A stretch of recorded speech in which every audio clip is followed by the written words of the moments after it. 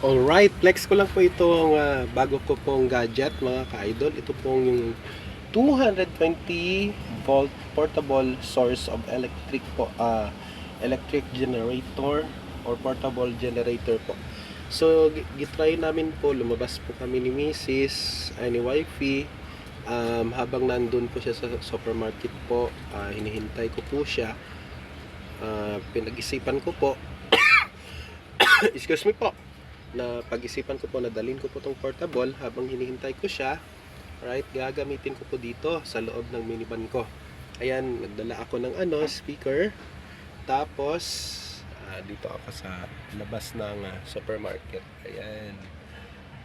So para hindi ako mabagot po, tapos hindi na tayo gagamit ng gasolina na galing doon sa engine ng aking minivan. Ito na lang po yung gagamitin natin. Actually 80% pa po siya. Mamaya ipo-fold natin siya, i-charge natin siya pag uwi ng bahay. So make sure po, nabasa ko po tong manual na ito. Kung o-order kayo nito sa Lazada o sa Shopee po, marami po siyang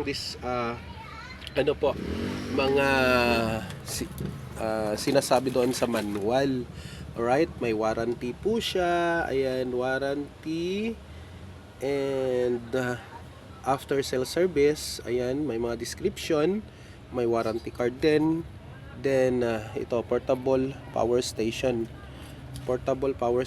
yung tawag dito po, or mini generator, ganon. Hindi po siya maingay, right? Hindi kagaya nung gasoline na generator po, maingay po siya masyado. Ayan, mayroon po siyang specification and instruction of use. Tapos charge this product with the original power adapter. Ito yung adapter niya po. Alright, ito yung adapter niya, hindi yung iba-iba yung mga adapter niya po. Tapos 200 to 300 watts lang po yung kan ko. In order ko po kasi mahal po yung tag 1,000 watts, nasa 7,000, 9,000, ganun po. Alright, ito lower power alarm. Mayroon na po siyang description dito kung paano natin gagamitin. Okay, mayroon din siyang may mga pangalan din ang each parts po niya. Okay, dito sa manual at dito makikita natin may lead dito, may lead siya, tapos may lead po dito. Alright, so kung ano yung nakasulat dito sa manual po o yung specification sa product po, nandito sa labas. Pero itong mga precaution niya, mga wala na po yan, nandito lang po sa manual. Alright, tapos po kung malilito kayo, pwede kayong magtingin sa sa YouTube kung paano gamitin, or either doon sa seller po kung saan nyo na balak nyo i-purchase yung product na iyon. Okay, pwede kayong magtanong doon, pwede nyo silang i-call doon. Alright, napakaganda po, pang outdoor siya. Tapos pwede rin sa bahay kung kagaya kanina, brand out, pwede nyo magamit siya. Alright, so di naman na pagtataka po kasi 220 volt po. Alright, 5 hanggang 7 appliances ang kaya niya. Pero ang refrigerator po, kung ang gagamitin nyo, parang isa lang po siya. Alright, so kung TV, yung flat screen monitor natin, pwede siyang gamitin dito. Alright, radio, cellphones, laptop, ano pa doon. Alright, pwede po dito sa ating power portable source po. So napakahusay, hindi ang ang advantage lang po dito mga ka-idol.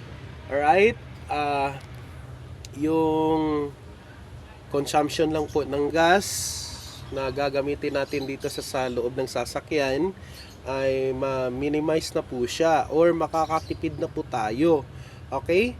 Kung ito yung gagamitin natin. So, mayroon pa ring package ito mga ka-idol, pero hindi ko yun kinuha yung package niya na may solar panel pa po siya. Kung sa labas nyo siya i-charge. Kasi, sabi ko naman sa sarili ko, kung magdadagdag pa ako nun, aabot ng 7,000 to 8,000 yung gagastahin ko.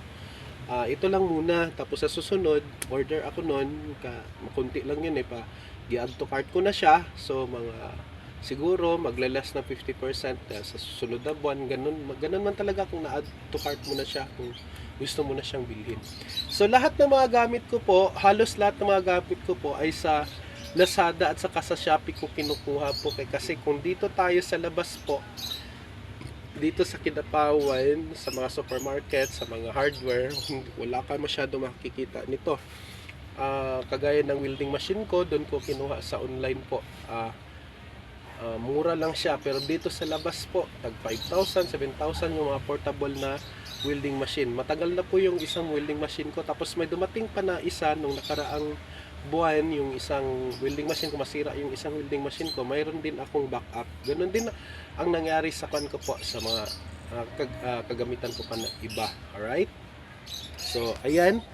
So, kung gusto nyo po, ipopromote ko na lang po yung Lazada, yung Shopee, yung Temu, yung TikTok apps. Ang dami doon mga ka-idol. Pero be aware lang po tayo sa mga scammer mga ka-idol. Alright?